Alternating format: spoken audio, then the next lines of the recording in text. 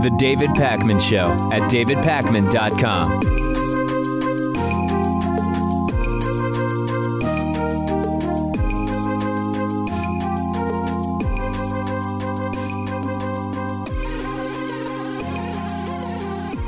Well, I said it days ago, and it's now closer to a reality. Donald Trump is considering war with North Korea, according to a fellow Republican senator, Lindsey Graham.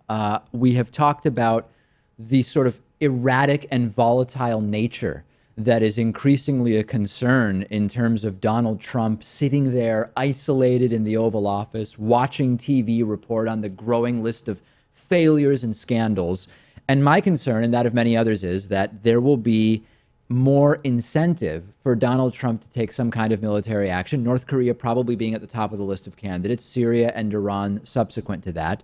Senator Lindsey Graham now says Donald Trump personally told him if North Korea continues to test these ICBMs, these intercontinental ballistic missiles, there will be war. Here's Lindsey Graham explaining it on NBC News. But if they get a missile, they can hit California, maybe other parts of America. But every military expert says there is no good military option. They're wrong. There is a military option to destroy North Korea's program and North Korea itself. He's not going to allow President Trump the ability of this madman to have a missile to hit America. If there's going to be a war to stop him, it will be over there. If thousands die, they're going to die over there. They're not going to die here. And he's told me that to my face. And that may be provocative, but not really. When you're President of the United States, where's your allegiance lie?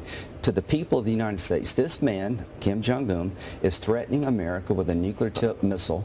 President Trump doesn't want a war. The Chinese can stop this, but to China, South Korea, and Japan, Donald Trump is not going to allow this missile threat to mature. Just to be clear, are you saying it's okay to use a military option that immediately endangers the lives of millions of people in that region? I'm saying it's inevitable unless North Korea changes, because you're making our president pick between regional stability and homeland security. So Lindsey Graham appeared completely honest and earnest here, although he was slammed for these comments today, and that it was alleged that they are at odds with the views of the Secretary of State, Rex Tillerson. Wouldn't be the first time Tillerson has no clue what it is Trump has up his sleeve. Now, we have to split this into two parts. There's a completely legitimate debate to be had about how to deal with North Korea, if at all. I've been talking about it for 10 years. You can talk about more sanctions. When sanctions are put in place, they mostly hurt the poor people of North Korea, who are the people that we are trying to help, not to mention that China can easily counter our sanctions with more aid if they want to. A surgical strike. Can you really destroy what you want to destroy fully without civilian casualties in a surgical strike? Because, again, part of our interest in North Korea is a humanitarian effort.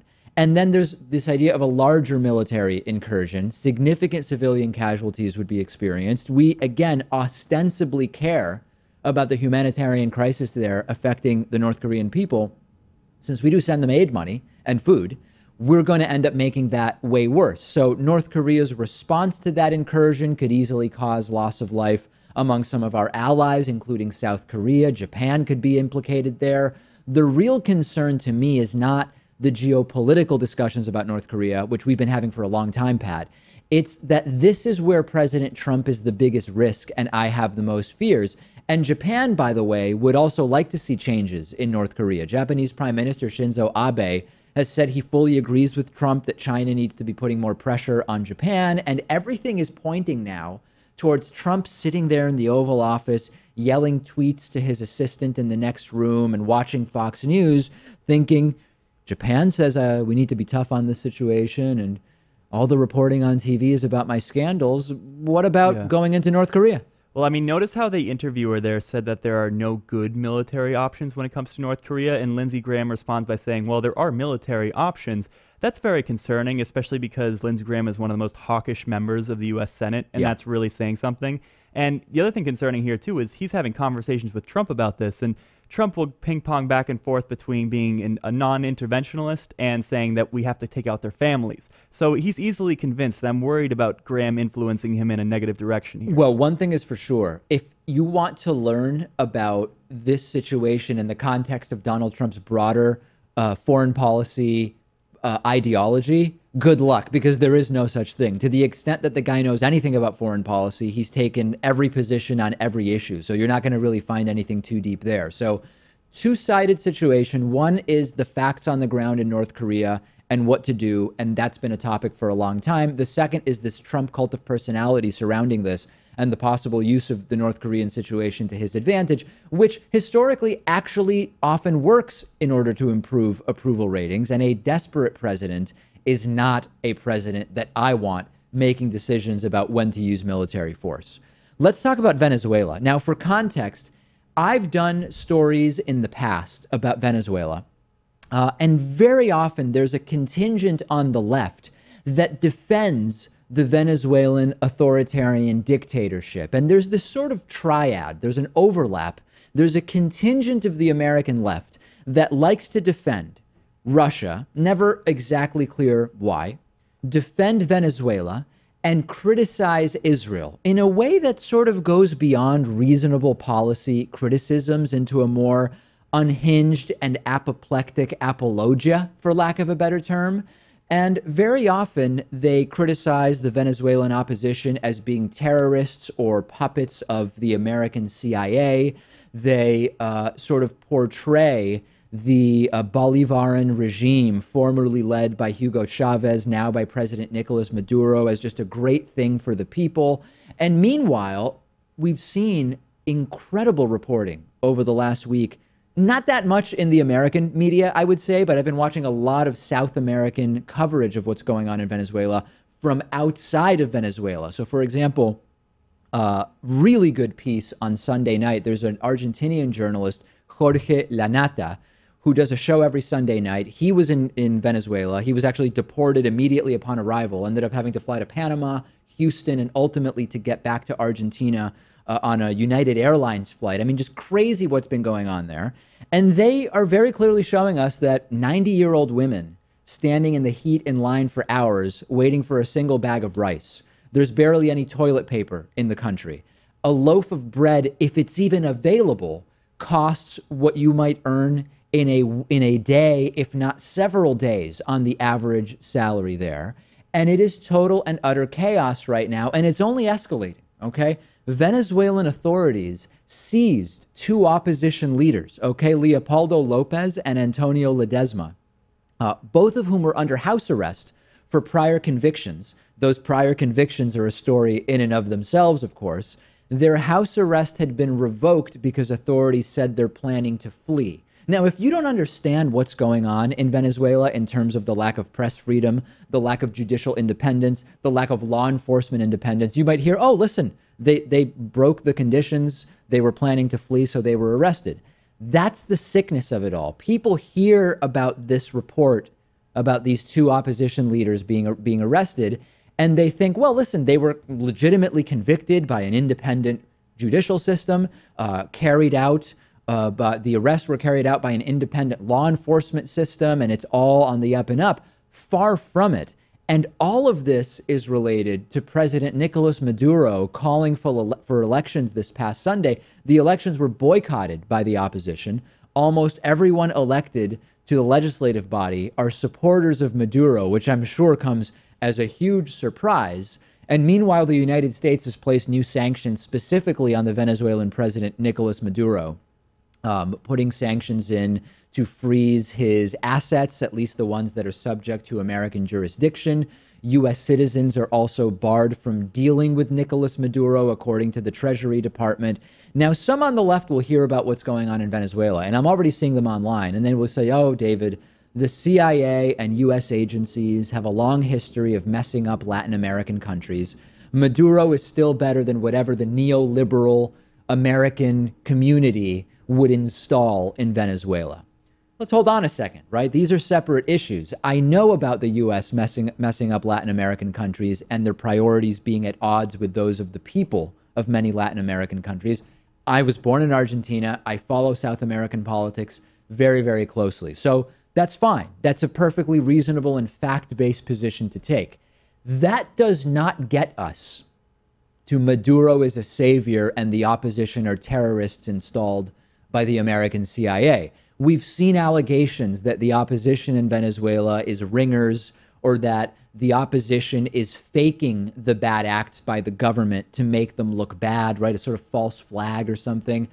All of those arguments could have anecdotal grains of truth, but the narrative constructed from it is completely bogus. And another one is it's AstroTurf. The protests, the opposition protests, are AstroTurf paid for by the United States.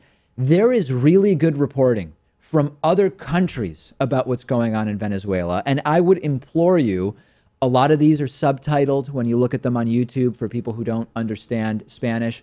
Check out what's happening on the ground there and find out for yourself, whether or not you can point to one protest in Venezuela that was U.S. sponsored, whatever that means. And it's very hard to prove a negative, as we know. There are endless protests and opposition activism in Venezuela that have no connection whatsoever to American money. So I'm really concerned about what's going on there from a humanitarian perspective.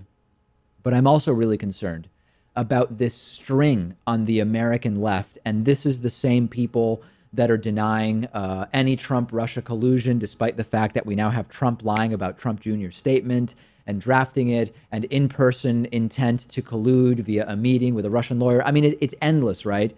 The same contingent that is pretending that there's nothing to see there is often the same contingent that is defending Venezuela as some amazing example of democratic socialism. And the truth is that it is far from it. It is a right-wing authoritarian regime. Send me your thoughts. I know many of you will disagree. Many will say David's a shill for who I don't know, because I don't even know what it is that the CIA has said about this. I frankly don't care. What I care about is what is actually happening in Venezuela. I'm on Twitter at DPacman. The show is on Twitter at David Pakman Show. The David Pakman Show at davidpakman.com.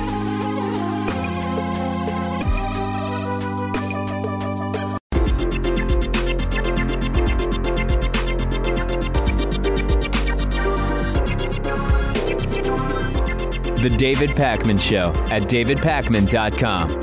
Today's new member of the day is Melissa Powers. Melissa, thank you so much for being a David Pakman Show member. We're mostly funded by viewers and listeners like Melissa. And on August 12th, next Friday, we are going to be doing a major big league, note that I used both terms there, membership special. So if you have an interest in getting a membership at a major discount, just get on our mailing list. Go to davidpakman.com, put in your email address, and on Friday, August 12th, we will be sending out an email to everybody on that list with a great membership special. If you want to sign up now, by all means do it. davidpakman.com/membership. We're still raising dollars, $1 at a time, on Patreon at patreon.com/davidpakmanshow. And if you ever shop on amazon.com, go to davidpakman.com/Amazon before you shop. Here's something very, very exciting, Pat. I posted to my Instagram account earlier this week a picture of my face on a Boston College identification card saying I'm going back to school in the fall. And indeed I am, but not as a student this time, as Professor Pakman. Oh, no. I will be joining the faculty of Boston College here in the Boston area in the fall, in the communication department as an adjunct professor of communication. It is a very, very exciting thing. Many people asking, oh, is Pat going to be there as well? Because, of course, anything that I post on Instagram, where's Pat? We do everything together, is right? Pat, we're going to show up to the class riding a tandem bike, and then you're going to be my TA. As long as I'm in the front. Well, we'll talk about that. So yeah, this is really, really exciting. I've been interested in doing some teaching for some time, and Boston College is going to be a great place to do it, and I will be teaching there. The students have no idea what they're in for. I have no idea what they're in for, quite frankly, because I am still trying to figure out what does it mean to be a college professor. But no doubt, the allegations that I will be participating in the left-wing indoctrination of America's students is probably minutes away from arriving in my inbox or Twitter feed. I mean, what classes are you going to be teaching? Like women's studies, maybe like Christian studies? I'm going to be doing all of the above. No, I'll be doing a class on new media, past, present, and future of talk media, rather, not new media. Talk media, past, present, and future. And it will be a class where the students will be learning to do their own show and they will all have microphones and recording equipment, and we will be doing shows in addition to learning about the past, present, and future of talk media. It's going to be a huge thing. You know, if I was enrolled in Boston College, I would definitely take this class. Thank you. But I might fail it, though. Well, there could be some Fs. I don't know. We'll have to see what kind of caliber students we get. But no, I think it's going to be great. I've been told the students here are really smart, and they're going to really like what it is that you're going to present. So very exciting stuff. And of course, if you followed me on Instagram at david.pacman, you would have heard about this days ago. Instead, you're just hearing about it today. Let's talk about Hatriot Mail. If you have never heard of Hatriot Mail before, this is what Hatriot Mail is. Because the government that is supposedly totally inept is the same government that can pull off a conspiracy that'll blow your mind. Hatriot Mail. Written by patriots who hate David Pacman. Sure. Because America. And because freedom. All right, every once in a while, the Hatriots come from the anti-vaxxer community. That is indeed the subject of this week's Hatriot Mail. Let's listen together. Tell me something, David Pacman. Were you born a vacuous, self-righteous cunt? I can't believe you support this, David. Very disappointed. I know 8 people in Ethiopia who contracted the polio virus through the vaccine. If you believe in your vaccine so much, why are you scared of those who are not vaccinated? Shouldn't your vaccine protect you from the unvaccinated? I dare you to vaccinate my kids. You'll be met with my husband's fist in your face. Morons. Quite a threat issued there. Well, listen, I am not a medical professional, so I would not go around trying to vaccinate anybody. But clearly someone who doesn't understand the concepts of herd immunity, someone who doesn't understand the concept of no vaccine is 100%, but when you have more of the population vaccinated than less of the population vaccinated, you are protecting everybody, both those who cannot be vaccinated and everybody who does have the vaccination. Are you shocked, Pat, that this anti-vaxxer seemed to be missing some basic understanding of how vaccination works? Well, it is Hatriot Mail after all. And the other thing is, this is so one-dimensional too. I mean, I understand that, you know, as someone who has a ton of vaccine under my belt, I'm unlikely to get these diseases, but I also care about your kids not getting vaccinated themselves. No doubt about it. And if you want to turn Hatriot Mail into something positive, you can do it with the coupon code Hatriot40. Okay, if you go to davidpacman.com/membership, you can put in the coupon code HATRIOT40, and it'll save you 40% off of your membership, which is, it's kind of like a big middle finger to the Hatriots every time people use that coupon code. And if you don't, you get punched. Apparently by this woman. Yeah, that's exactly who would be doing it. Okay, we have a transcript from a bizarre interview that Donald Trump gave the Wall Street Journal, which reads much like a Saturday Night Live script. And in this transcript, we learned that Jared Kushner referred to, that Donald Trump referred to Jared Kushner as a good boy, the good boy who is going to be solely responsible for solving the Israeli-Palestinian conflict. Donald Trump also said that the leader of the Boy Scouts told Trump that his Jamboree speech was the greatest speech ever made to them, a statement since denied by the Boy Scouts. And I want to go through some of the questions because when we have a transcript of Trump's words, it really illuminates how clueless this guy is, to a point that we should all be hovering scared in our basements over. Here was a really good question about what does Trump consider to be his accomplishments so far. And one of the journalists said, "What are you most proud of in the first 6 months?" Great question. How does Trump see this? Trump says a lot of things. Uh-oh, we're going off the rails already. I think I'm proud of the Supreme Court choice. And that's not just a nomination, that's getting him through. I'm very proud of opening up regulations. One of the reasons you see optimism is because people can actually use their land. They can farm their land. I've had tremendous. Look, I had 45,000 people there yesterday. It's the biggest crowd they've ever had. And they were going wild yesterday in West Virginia, but people can actually use their land and they can build. So let me interpret for you. Trump asked here, what are you most proud of in the first 6 months? And he answered by saying his Supreme Court pick, which he just picked a name off of a list that was given to him by a right-wing think tank, not much of an accomplishment. And when trying to list other accomplishments, he once again said that there was a really big crowd at a speech that he gave. And I forgot that farming and building were outlawed under the Obama administration. Oh, yeah, you couldn't farm, you couldn't build. It was crazy. None of it happened under Obama. Next question. What are the disappointments so far for you? And here it goes completely off the rails. Baker asks, what about your disappointments? Any disappointments in the first 6 months? And there's a pretty damn long list, right? Trump says, well, I'd have to let you know. I'd have to see where we are with this. Let's see. Maybe it doesn't work, but I think it's going to. And it would have been easier to start with taxes, but this is better if it works, okay? If it works, this is better. And the Wall Street Journal follows up and says, more generally. And Trump says, but I think, depending. So if you ask me that question in a month or really at the end of the year, because we hope to get this, we hope to get taxes and then infrastructure. And then I'm going to do we're doing very big trade deals. And we're looking forward to that. But we want to do ideally this first. A lot of people said you should have started with taxes or you should have started with infrastructure. Well, infrastructure, I'll actually have bipartisan support and I can use infrastructure to carry other things along. So I don't want to waste it at the beginning, if that makes sense. What's he talking about? Well, you got to give him a break on this one because there's been so many disappointments and failures. How could we expect that he would actually list all of them? Yeah. Then they discussed tax reform. And God bless him, at the Wall Street Journal, they tried to get Trump to explain what he's trying to achieve via tax reform. Couldn't get an answer, okay? Baker asking, what are the main goals? And sit down, folks, strap in. Trump says, I want to achieve growth. We're the highest tax nation in the world, essentially. False, of the size. But we're the highest tax nation in the world. Nobody knows what the number is. Also untrue. We know what taxation is in the United States.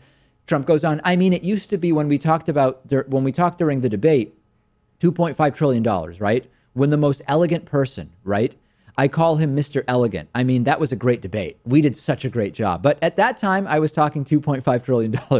I guess it's $5 trillion now. Whatever it is, it's a lot more. So we have anywhere from 4 to 5 trillion or even more trillions of dollars sitting offshore.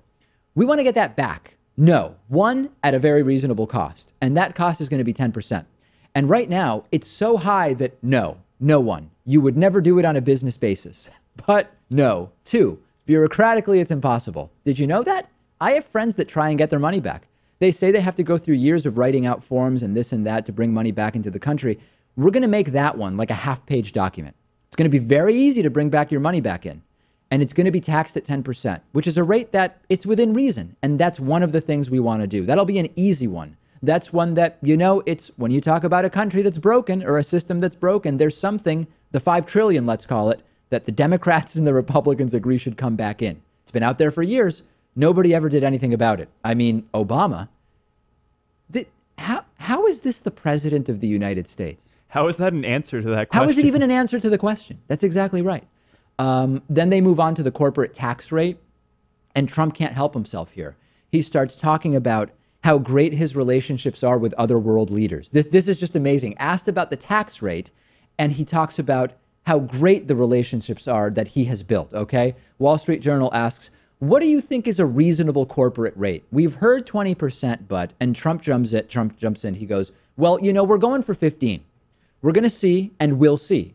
But, I don't want to say anything about negotiation. We're asking for 15%, and we think we're going to grow tremendously. So I deal with foreign countries, and despite what you may read, I have unbelievable relationships with all of the foreign leaders. They like me. I like them. It's amazing. So I'll call major countries, and I'll be dealing with the prime minister or the president, and I'll say, how are you doing? Oh, don't know. Not well, Mr. President, not well. I said, well, what's the problem? Oh, GDP 9%, not well. And I'm saying to myself, here we are at like 1% dying, and they're at 9% and they're unhappy. So, these are like countries, fairly large, like 300 million people. A lot of people say, well, but the United States is large. And then you call places like Malaysia, Indonesia, and you say, how many people do you have? And it's amazing how many people they have. So China's going to be at 7% or 8%, and they have 1.5 billion, right? So we should do really well. But in order to do that, it's tax reform, but it's a big tax cut. But it's simplification, it's reform, and it's a big tax cut, 15. Trump seemed to suggest that he calls the leaders of other nations and asks them, what's the population of your country? Yeah, that's question number one. That seems to be a if you believe Trump, and why would anyone believe Trump, but let's assume he's telling the truth. He calls leaders up and he says, tell me the population of your country. That's part of the conversation our president is having with other world leaders. Also sounds like he's bragging about speaking to all these world leaders. I mean, I'd expect you to have that access as the president of the United States. He's still bragging about the fact that he talks to world leaders, like it's some shocking thing for the American president to be doing. And I think this is the last one, right, Pat? Yes. Trump has no idea what healthcare reform is. And he was asked, well, what exactly did you do to try to get it passed? And it turns out it was very little. Trump is asked, what have you been doing, Mr. President, sort of behind the scenes? Trump says, a lot. Okay. Baker follows up. I mean, what do you think the crucial conversation has been? Many conversations. I just had one with a certain senator that was very convincing to that senator. So I've done a lot. I mean, last night it was amazing. I was at I was in West Virginia doing certain things and making a speech to the Boy Scouts. And that was some crowd. That was an incredible crowd. Again, asked a question about a specific policy, and he talks about a crowd that he had. He goes on to say, but I've been working hard at trying to get the senators to go along with it. And look, just don't quote me on this unless it happens. But I think we have a pretty good shot. And that vote's taking place at about 2 o'clock today, right? 2 o'clock? Wall Street Journal says a little bit later. Yeah, exactly. A little bit later, Trump says, and Wall Street Journal says, all depending on McCain's plane landing. Wall Street Journal goes on. If you get the vote today to go ahead, what will be the next hurdle that you, and Trump interrupts, well, then you have to go and decide on what plan you want, which way you're going to go. You want to decide on, is it repeal or replace, or is it repeal or repeal and replace? If it's repeal and replace, which one do you want to go? Which form of existing conditions? I mean, there's many things, but once you're in there, then you can really negotiate. President of the United States, if you were to read a script for a Saturday Night Live parody of Trump giving an interview, it would basically be this transcript, wouldn't it? Yeah, it's no wonder that he so rarely speaks to newspapers off camera, because, when he's on camera and you can hear his voice, he has a way of speaking with confidence. And, yeah. He sounds like an idiot, but not like that much of an idiot. Sure. When you look at the transcript, I mean, there's no intelligence there. And this is the president of the United States. If the Wall Street Journal showed up here right now and you say, David, in 10 minutes, you will be interviewed by the Wall Street Journal, and we're going to interview you on these issues as if you were the president, I could fake it better than Trump did in this interview. That's the degree to which this man doesn't know anything. And it emboldens some Trumpists because he's just a regular old guy and he'll figure out the details later, which he doesn't, and he'll put the best people around him, which he also doesn't do. Discuss this with us on our Reddit discussion forum at davidpakman.com/REDDIT. The David Pakman Show at davidpakman.com.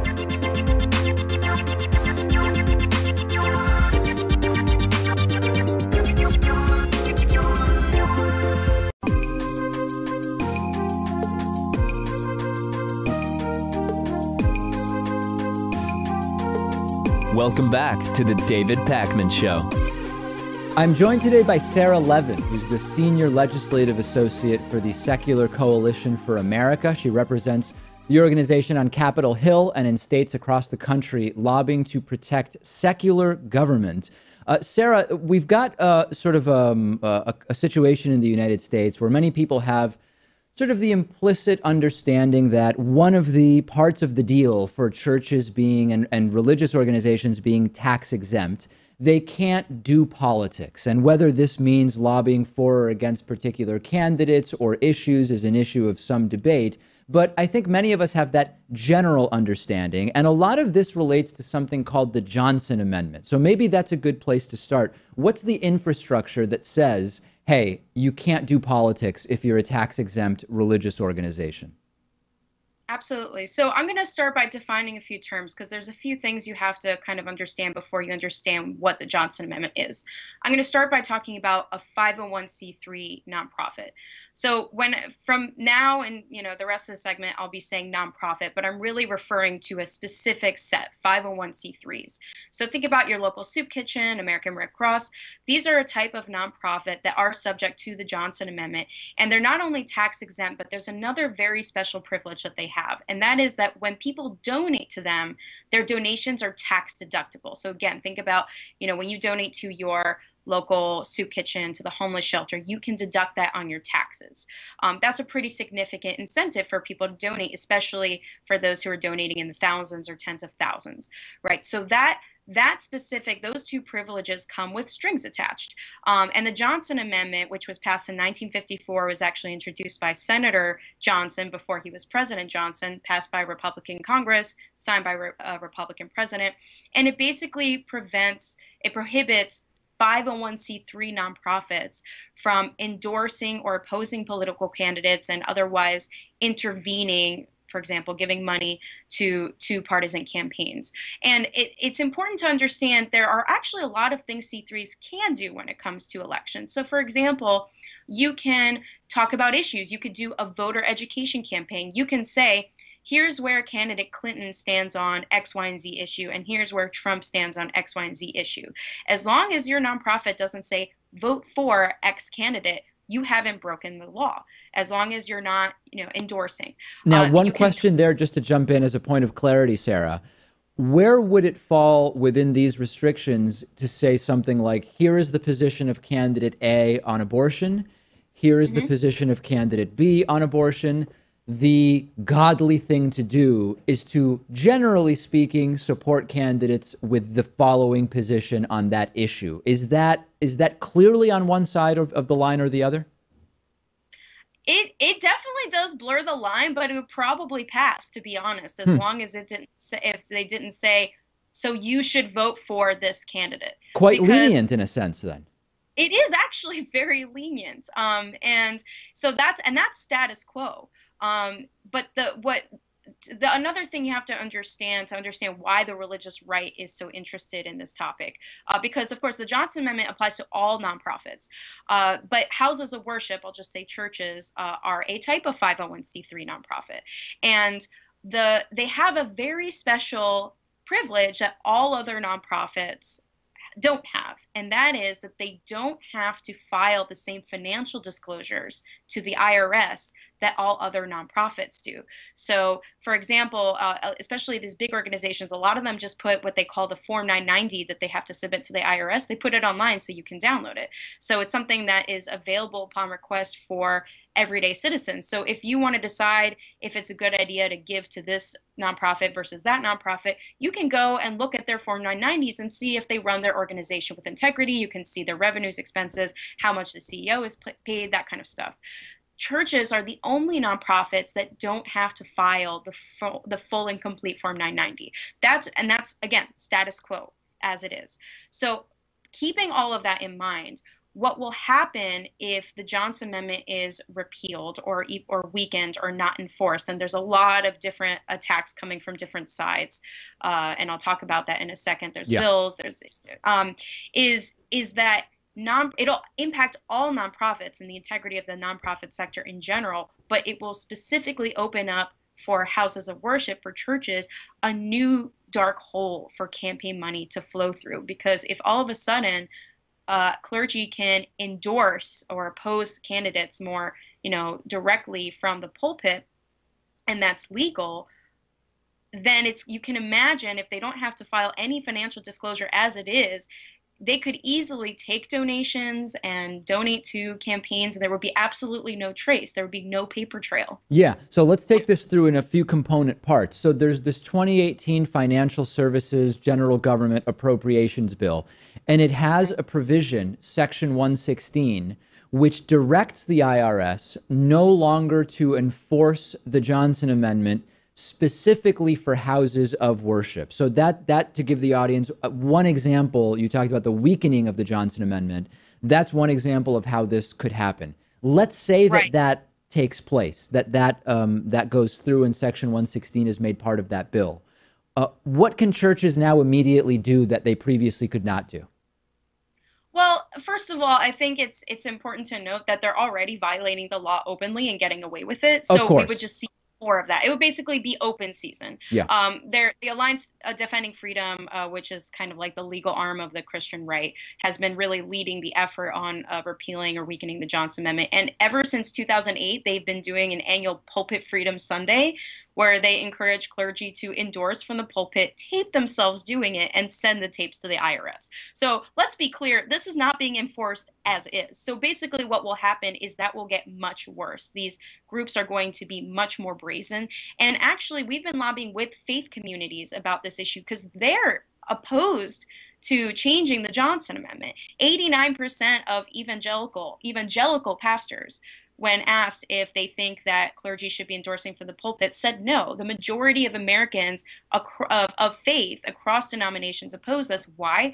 Because they don't want their churches to be targeted. You know, it's very easy for them if the local council person or state legislator or federal legislator running for office comes to the church and say, hey, it'd be really great if you endorse me, for them to say, well, sir or ma'am, that's illegal. I'm not allowed to do that. Once they can't say that anymore, it's going to be very difficult to avoid that kind of pressure, both from candidates and their own members. And it can really divide congregations that are really meant to be sacred, a place for worship. So people of faith and clergy don't want their churches to be politicized. So we're going to see more of that. We're going to see more of that brazen behavior.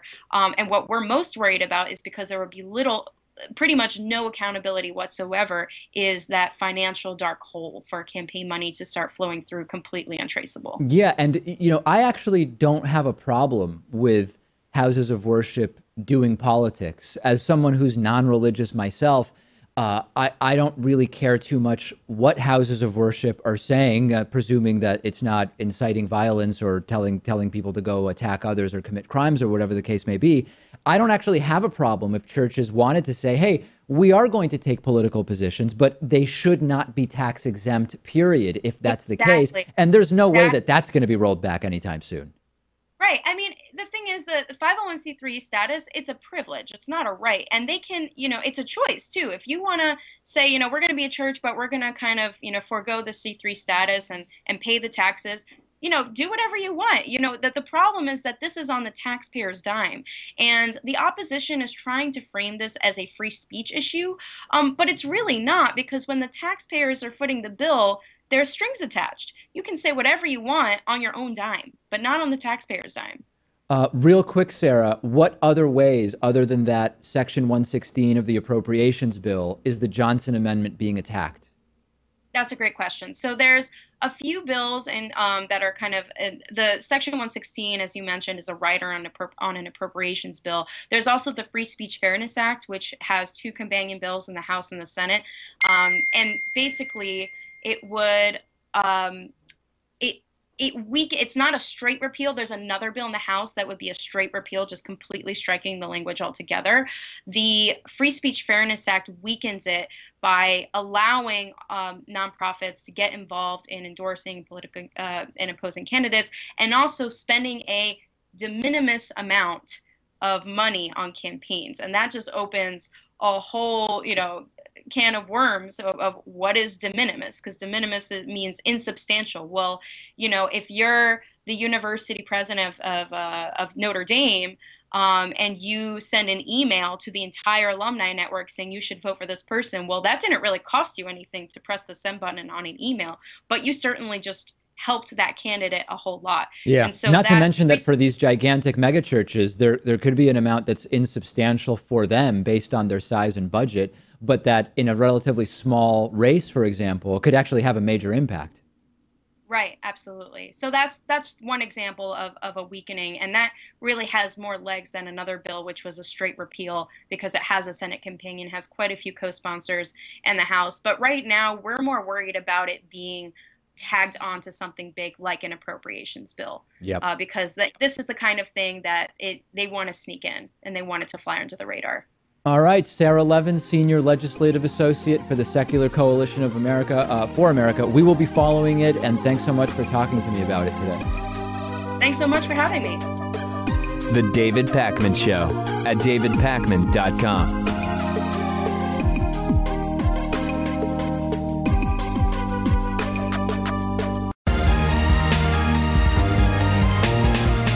The David Pakman Show at davidpakman.com.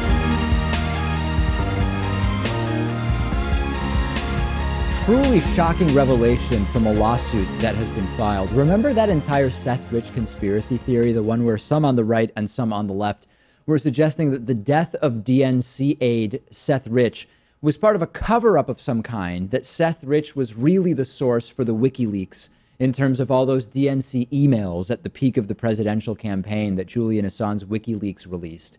The right liked it because it made it look like Trump-Russia collusion was less likely.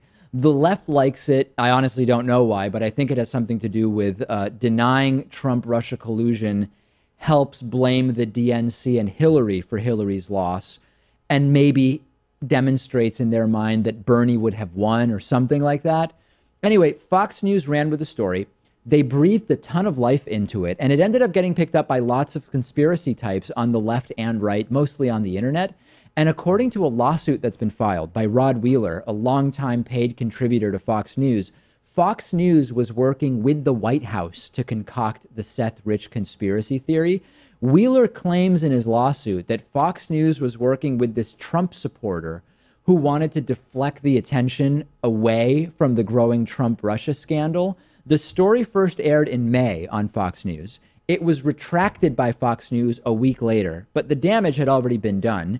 And Fox News really took no action in response to what even they admitted was a story that did not meet their own journalistic standards. The lawsuit claims that Fox News made up quotes out of thin air. The lawsuit says that Trump supporter Ed Butowski offered to pay Rod Wheeler to investigate the death of Seth Rich. And according to the lawsuit, Butowski and Wheeler met at the White House with Sean Spicer to talk about what they were finding out. And the first page of the lawsuit has quotes. It quotes a voicemail. It quotes a text message from Butowski boasting that Donald Trump himself had reviewed drafts of the Fox News story right before it was published. And even Sean Spicer, NPR is all over the story, even Sean Spicer admits that the meeting took place in the Oval Office, but he says the meeting was merely a favor to Butowski, that Spicer wasn't personally aware of any contact with the president. And Butowski later told NPR that he was kidding about the contact with Trump. Sort of a weird thing to joke about, but okay. But the thing is, there's lots of really specific things in the lawsuit about contact with the White House and Trump. On May 14, 36 hours before Fox News' story appeared, Butowski left a voicemail for Wheeler saying, "We have the full attention of the White House on this, and tomorrow let's close this deal, whatever we've got to do." Butowski also texted Wheeler saying not to add any more pressure, but the president just read the article. He wants the article out immediately. It's now all up to you. This week, Sarah Huckabee Sanders, the new White House press secretary, was asked about it. She said, quote, "The president had no knowledge of the story, and it's completely untrue that he and the White House were involved." Huckabee Sanders also added at the end of the briefing that she's not sure whether Trump believes that Seth Rich is the leaker of the emails to WikiLeaks. It will be very interesting to see how this plays out in court, considering that Wheeler has the receipts, right? Texts, call logs, etc., which prove that his quotes in the story were fabricated. But most of the story is still hearsay between Butowski and Wheeler. And it would not be surprising that the White House might have used Fox News strategically as a mouthpiece to create distractions from Trump-Russia. They've done that many times before. That part would not be a shock. Yeah, and that Trump approved it too. And, you know, that would be incredibly surprising to me because Trump always goes after fake news and poorly sourced articles. I mean, course. That would mean that he wasn't being ideologically consistent. Which would be stunning. That would be a major revelation. The left, some of these elements of the left that really like the Seth Rich story, they're already saying the lawsuit is part of the conspiracy to make Hillary look good. I read the entire NPR story. It is very, very solid reporting. And I don't know why this toxic element of the left really likes the Seth Rich thing. Do you really need Seth Rich to have been killed in a cover-up in order to validate Bernie Sanders? I don't believe the nonsense conspiracy, but I supported Bernie, and I don't see how Bernie's candidacy is any less valid if Seth Rich isn't the leaker of the DNC leaks. Like, I just don't get the connection. I don't know why they need that in order to validate Bernie. And especially when you have Seth Rich's family saying enough of this, and you even have like Fox News retracting the story. I mean, how much more than that do you want? They want a lot more. They will not believe it until they get a lot more. And even that would just be proof that the entire thing is being controlled by the deep state or the Illuminati or the Trilateral Commission. I don't know, pick your poison. Donald Trump has been caught in not one, not two, but three more lies, easily verifiable lies, demonstrable lies. And I sort of say this casually because it doesn't matter, because the people who care about his lies already don't support him. And the people who don't care about his lies aren't going to be influenced by yet another lie. So let's go through lies 1, 2, and 3. Number 1, Donald Trump announced his transgender military ban on Twitter last week, and he talked about consulting with his generals. In fact, the first tweet was, "After consultation with my generals and military experts, please be advised the United States government will not accept or allow transgender individuals to serve in any capacity in the U.S. military." We can skip the third part. He talked about his generals. We had many questions. Who did he consult? Did the generals agree? Did they know this was coming? Were they expecting it to be announced on Twitter? Do they have an implementation policy for this? Turns out the answer is they weren't consulted. Asked for the names of who was in consultation with the White House, Navy Captain Jeff Davis said he was not able to provide a single name of who Donald Trump was referring to in those tweets, his generals that he consulted with. Lie number 1. Lie number 2. Remember Trump's disastrous political speech to the Boy Scout Jamboree? It was either last week or the week before last. Here's 30 seconds of it just to remind you about it. You want to achieve your dreams. I said, who the hell wants to speak about politics when I'm in front of the Boy Scouts, right?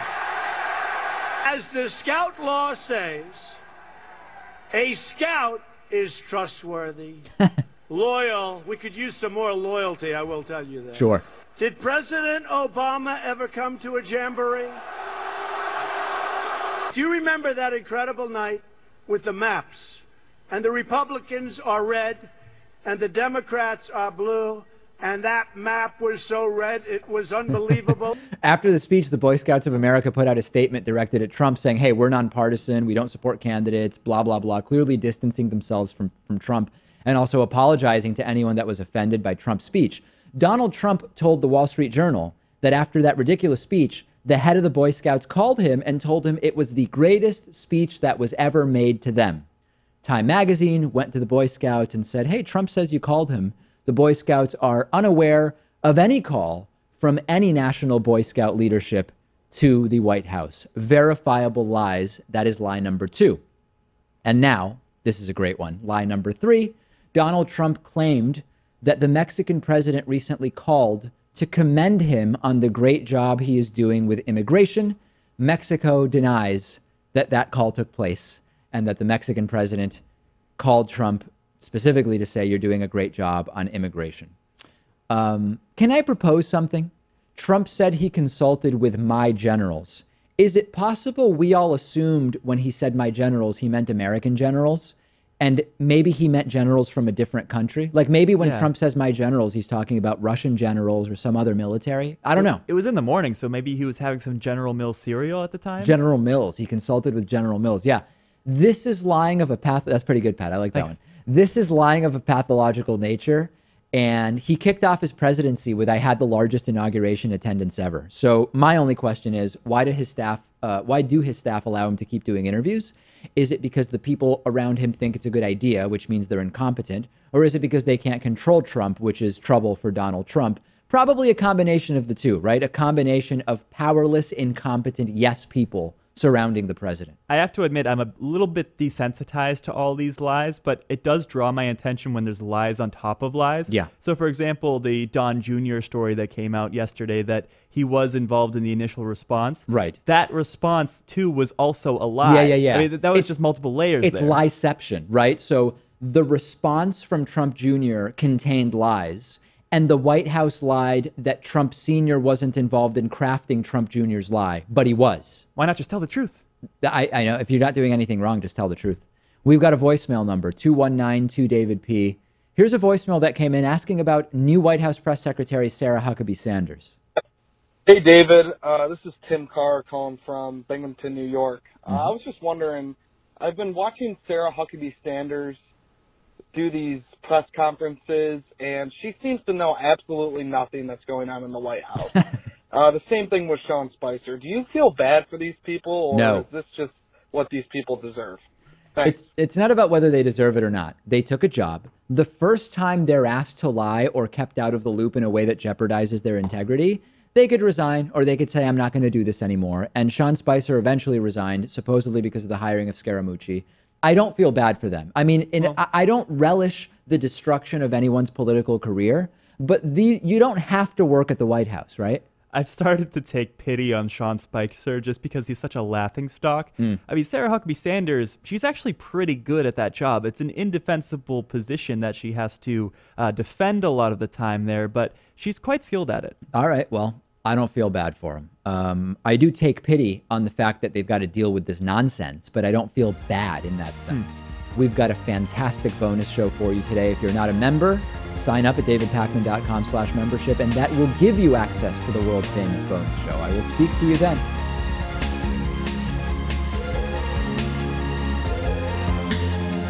The David Pakman Show at davidpakman.com.